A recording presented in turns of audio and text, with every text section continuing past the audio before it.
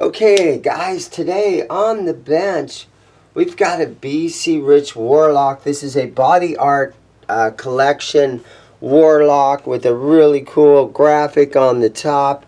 It needs cleaned up, it needs restrung, and it needs ready to be sold. So we got to get it all ready. It's summer in Arizona, it's getting hot, but I got this nice little guitar shop with the air conditioner on. And it gives me plenty of time to restring these guitars and get them ready for you guys. So here we go. Let's get started.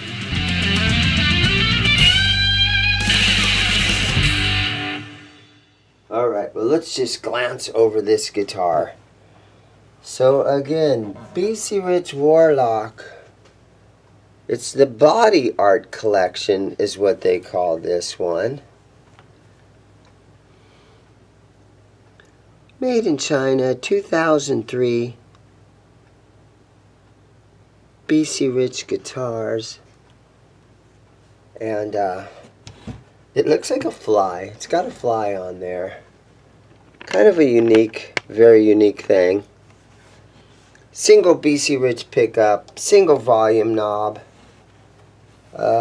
Condition, you know, it's dusty.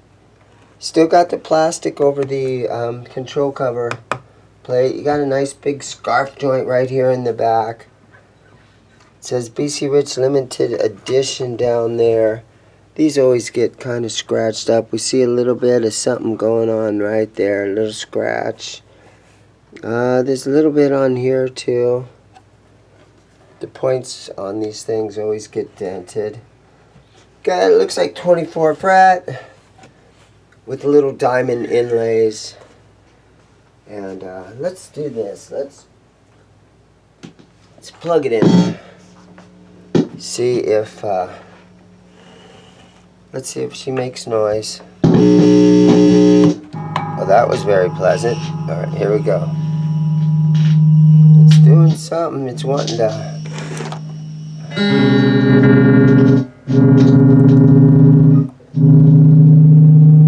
Woo! I got my amp up loud. Okay, we'll turn that back down.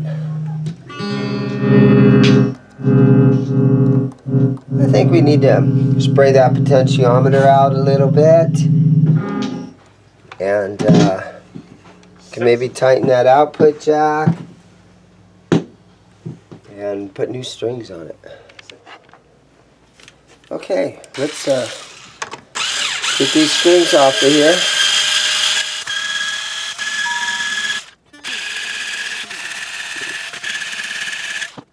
Go ahead and snip these babies off.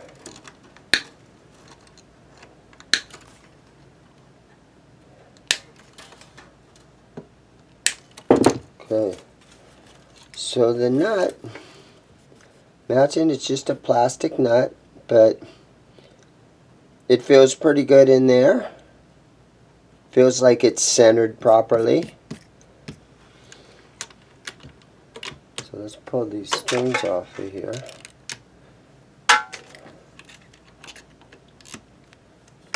So far so good. Oh, and then this one's going to mess with this. Let me grab my pliers so I can yank these. Yank that baby out of there. There it goes. And then I always take my 10mm open end wrench, and every guitar, just about every guitar, the tuners are loose, so I always kind of snug them tight. And if you over tighten them, there's a chance that it'll crack and all kinds of stuff, because you are dealing with a piece of wood right here. You tighten this down enough and you'll crack the paint and all kinds of stuff, but you just got to snug them down. There you go. And at this end, you just kind of push these through. These have been in here a long time. There is a good possibility that these were the original strings put on in China. Wherever this guitar was made, whatever factory in China they had it. That's what under our bridge looks like. BR-EG. Set in there like this. I'm gonna leave that right there. Always cleaning on my guitars. Just gonna do a little bit of furniture polish on a rag. Shine this baby up a little bit.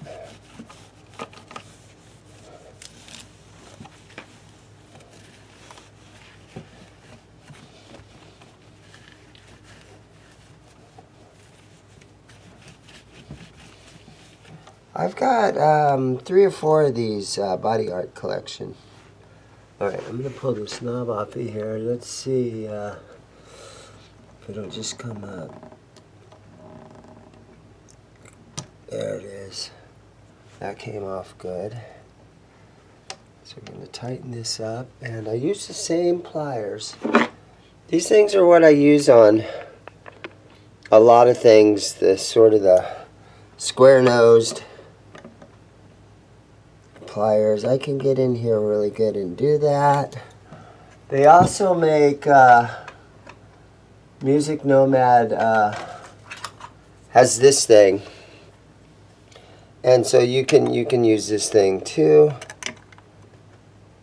Seems to work pretty good on that. But this tool, I use this most of the time when there's a knob still on the guitar and you want to tighten it. Sometimes you can get in there and you can tighten these without having to pull the knob off of there. So these work really good for that. Up here on the headstock, you can also use them up here to snug your tuners down on there good. So they're kind of a cool thing. Some of them, this one has a nice rubber pad underneath the bottom of them. They're kind of cool. But I use these a lot of times too. I'm going to try to get this cavity cover off the back. And I say that because it's probably never been off there. And the wood, I'm guessing, has shrunk around it. And it's going to be challenging to pull this thing off. But we're going to see if we can do it because I want to spray that potentiometer out. And I think my little suction cup that I use a lot of times, it might be a little bit too big for this one. Yeah, it doesn't. It's too big, but that's coming out. I think I can get it. A lot of times, here's what I'll do is I'll take a little Allen wrench, try to stick it in here. It's got the plastic over it. Okay, I'm going to use this little straight edge thing here. This little screwdriver that's a little straight edge, and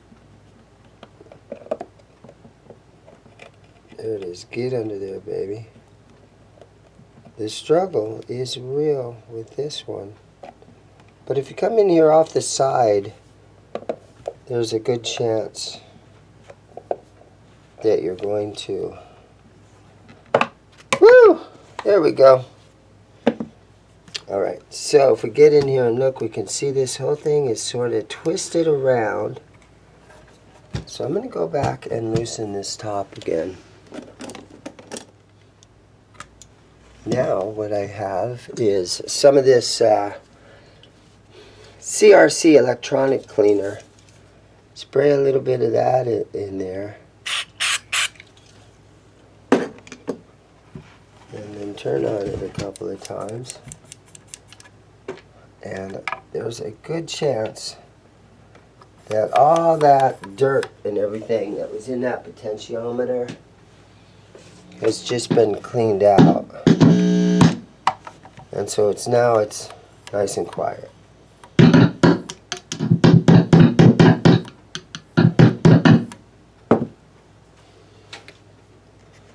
Okay, good. Now let's take a look at this output jack. So I think what I can do on this output jack is it just needs tightened up a little bit. I think I can almost get my finger up in there. No, I can't. I'm going to just try to snug it right here. And not get the whole thing to spin 100 times. For a while, Ibanez made these plates that went around here.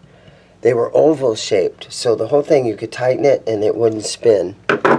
And I was like, man, Ibanez is on the ball. That's a great idea. But they sort of stopped using them. And was it Ibanez or was it Epiphone? It might have been Epiphone now that I think about it. But they had the little oval shaped washers and everything that went underneath those output jacks so that they wouldn't just spin around in there. And I thought that was a great idea. But then I just never saw them ever being used. And now here it is 5 years later and I never see them around. But sometimes, you know, there's some really great innovative items that come out for these guitars. But for some reason or another, they just don't hang around. They don't get into mass production of them, or whatever the reason. They don't stick around. Okay, I'm going to try to peel what I'm doing now.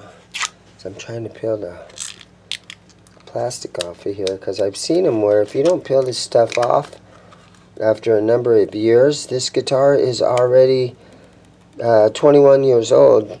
This stuff will never come off. So I think I got to it just in time. Because I've seen these back plates and pick guards where the stuff never comes off of there.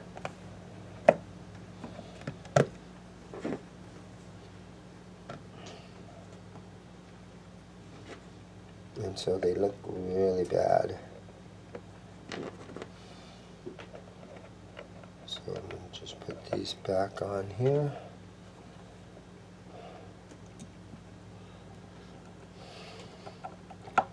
And guys, if you're this far into the video, thank you so much for watching. There's some great, crazy guitar collectors in the world. And you guys are some of them, which is super cool. I went to a concert the other night. It's Memorial Day. I went on Memorial Day, the Sunday before Memorial Day. And I went and saw Faster Pussycat. And it was really a pretty good show for the old school guys. They played to an audience of about 400 people. It was sold out. And their bass player, his name is, I believe his name is Steve. Well, Steve broke his arm. Couldn't make the show. So they called in this guy named Johnny, who's the bass player of LA Guns. And so Johnny, he shows up and he sets in with, you know, he's the original guy. Well, I don't know if he's the original, but a couple of months ago when I went and saw LA Guns, he was on stage with LA Guns. Now I'm seeing him on stage with Faster Pussycat. So yeah, there's some of these guys, and they know they're in multiple bands at different times, and you can call them and they will show up. And they perfectly know the set list. And so if you're one of those guys and you have a favorite band and you maybe know them and they know you, it's always a good idea to learn their set. Faster Pussycat, that was their 13th show in a row. And so I'm kind of proud of those old guys. Even though they got a couple of younger guys on guitar and stuff now. But I'm kind of proud of those old guys because they're able to still go out and tour. And they're able to do a bar in West Phoenix. And they're able to bring in 400 people and do a sellout show. So congrats to all the guys in Faster Pussycat for being out and working hard and trying to make some money and trying to keep it alive. You guys know I'm one of those 80s hair metal guys, and so you always want to try to support those guys when they come into town.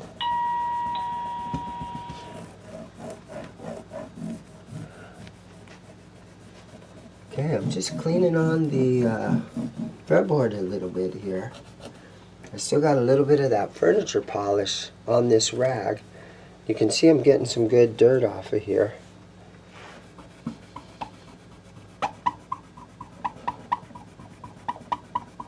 But I'm looking at these frets, and I'm going to say this guitar has really never been played. It's one of those, it was in somebody's collection where they never played it. Okay, that was my front door. A guy just walked in, and then 3 seconds later he walked back out. Maybe he got a phone call or something. But let me bring you guys in here to take a look at these frets. So I haven't really shined on them too much. Just a little bit. They're not very tall. I know a lot of guys like super jumbo frets. These are, I don't even know if these are medium jumbo. But right here in the first couple of frets where you're in all your open chords, I don't see any fret wear on any of them. So a really nice piece. The fret ends does seem like they're in good shape. I don't think anything really needs to be done up here. It's pretty clean. I mean, here's one thing that I can do, and I do on most of my guitars, is we take fretboard guard and a little bit of what do we got right here? Some 1200 grit, maybe 1000 grit sandpaper, and we just sort of lightly hit these frets like this. And this adds a little bit of shine to each fret. And definitely don't want to take any of the fret material down. Not trying to level or crown them or anything. Just getting the dirt off of them. Add some shine to them. Makes them look new. Yeah. You know, another thing I noticed at the show the other night is the guy they had on second guitar, Faster Pussycat. He must have been sponsored by Sawtooth. We all heard of the brand Sawtooth guitars. There was a bunch of Sawtooth amps on stage. And I forget what the guy's name is, but he's been in Jeff Tate's Queensryche. And I saw him at the same bar a couple months ago with Tommy Two-Tone. And now he's in Faster Pussycat. But he plays Sawtooth guitars. And then Johnny, the bass player, he was playing a Squier bass, okay? So some of you guys that think you need these super high-end guitars, and you can say whatever you want. You can, you can talk shit about Faster Pussycat if you want to. But one of the guys was playing a Sawtooth guitar through all his Sawtooth speaker cabinets. And Johnny from LA Guns and Faster Pussycat, and he's probably been in a dozen other bands. He was playing a Squier Jaguar bass. So I'm just trying to say, there's professional musicians that don't need to be on $2,000 Les Pauls or even American standard bass guitars or anything like that. You can be content on a Squier bass if you're a bass player. If it plays good and it's got a good setup on it, and your pickup's at the right height, and you got a new good set of strings on it, there's no reason that you should be afraid to or be ashamed to play a Squier bass guitar. That's just my opinion. Take it for what it's worth. Okay, let's get some strings for this thing. I think it's ready. Today's string choice. Today's string choice. SIT. Power wound nickel. 10 through 46. Very good. Stay in tune strings. Akron, Ohio. Akron, I believe, is famous for tires, like Goodyear tires. And so back in the day when Detroit was making cars, Akron, Ohio was making tires for those cars. Or was that Dayton? Oh, yeah, maybe that was Dayton, Ohio I'm thinking about. Akron did something. They're a pretty big city in Ohio. They had to have been involved in the automotive industry back in the day, one way or another. Okay, so it comes in 3 packages here. You got your E string and your D string.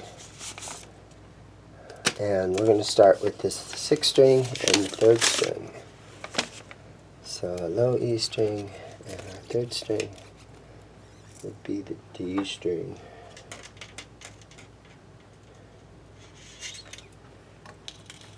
No, it'd be the G string. Duh. I'm a professional. Alright, here we go. So this is always kind of tricky right here because a lot of times the string doesn't want to come through this little hole in the front. So you just got to kind of jab it in here a bunch of times until it finally does. There it goes.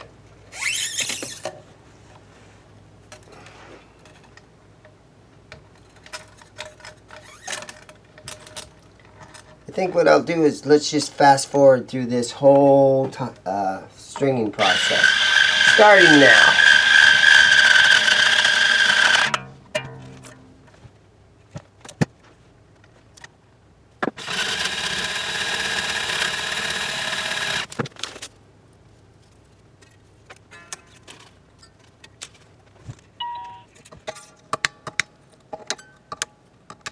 Okay, let's tune this thing. I've got my snark tuner up here on the headstock, and it's kind of cool. There's plenty of room to put a snark on there. You literally could put about 10 of them on this headstock. It's so big.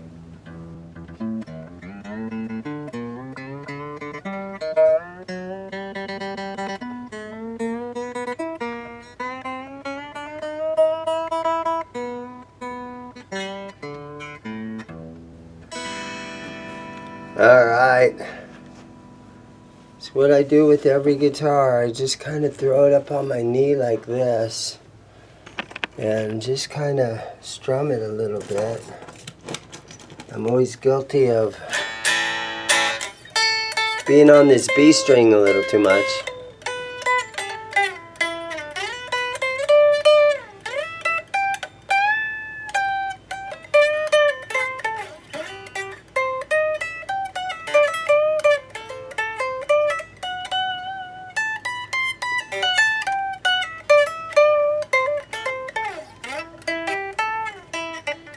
String height's kind of high.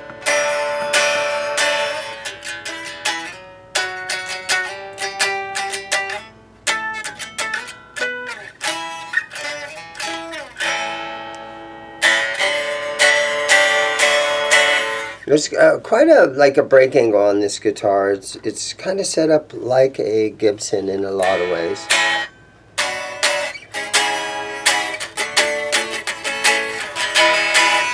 And I also think that it's a Gibson scale length.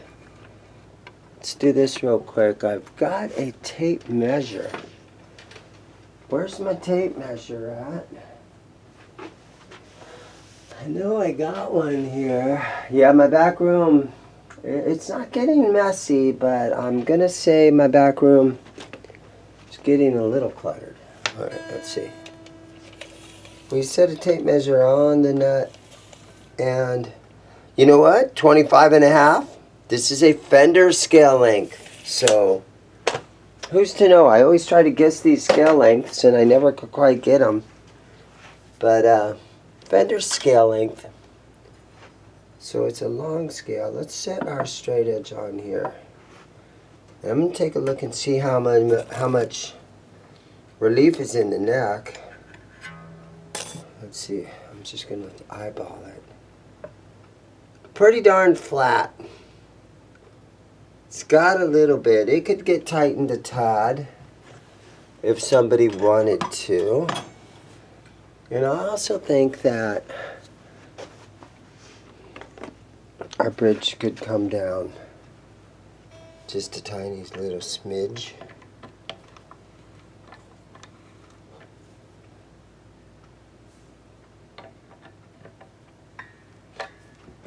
Let's make an adjustment and then look at it.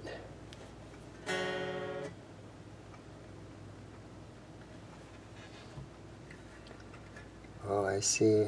Okay, our D string wasn't down in its saddle.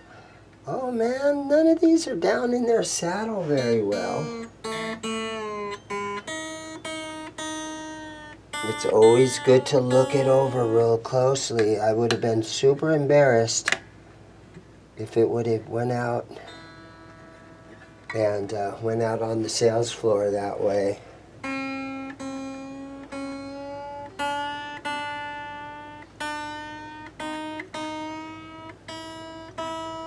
You gotta be careful not to embarrass yourself, especially making these videos. But you guys are usually very, very kind in the comments. Thank you so much for all that.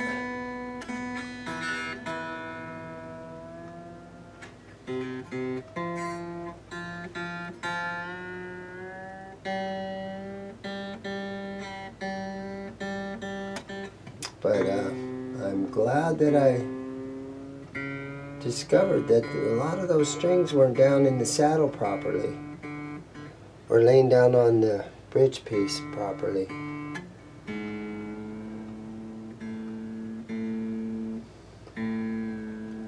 And it's also always a good idea to, you know, pull a measuring tape out and look at scale length and stuff, because people ask me questions. And I would have been like, oh no, that's a Gibson, you know, 24 3/4 scale.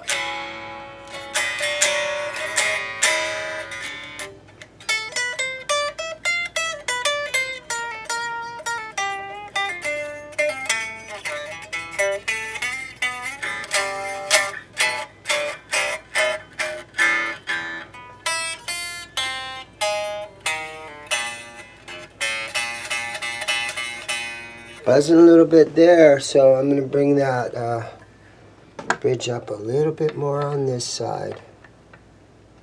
Probably close to back where it was initially.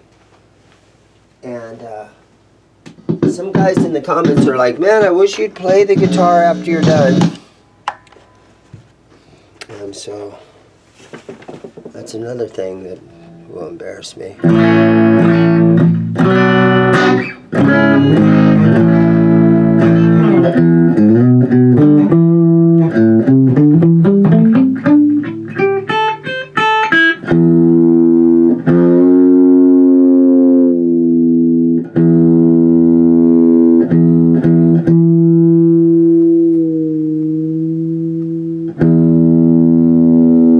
Anybody was ever wondering how Iron Man goes, you do it like this.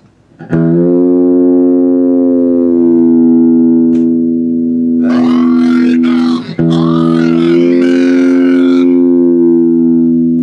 And you hope that it goes back to tune. There it goes. It's a great way of stretching your strings out. Is up here above the nut.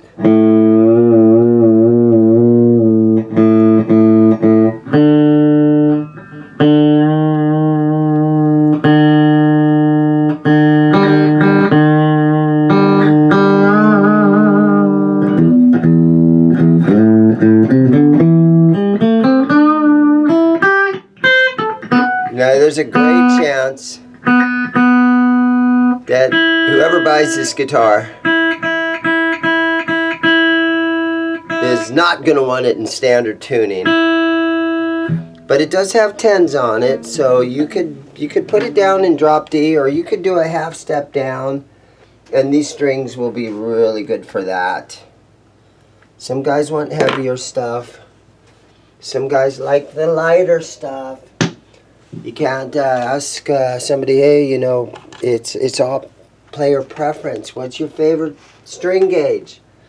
You know, it depends on what style of music you're playing. Different things like that. So many young, newer bands are playing in drop B, drop C tuning, all kinds of crazy low tunings, and that a lot of times guys will put on like 11 through, you know, 56 or something. But nevertheless, here it is, guys. This one is for sale. You can call the store if you are interested. I'm gonna say these things are probably in the $600 neighborhood. Haven't done much research on that. Leave me some comments. Let me know what you guys think. Thanks again for watching. Everybody go out and support your old bands that are out there still playing. I supported Faster Pussycat. You know, I don't care. I love them. I love them guys. I went and saw 38 Special the other day. Those guys at the casino. 38 Special is rock solid. Don Barnes is still the lead singer. 38 Special is such a professional band where they put on a great show, and it's all calculated. They're not out there making shit up. 38 Special is still a great band. They're out in the casinos. Go support those guys. Go out and support the old bands that you used to love back in the day, because a lot of those dudes are still out.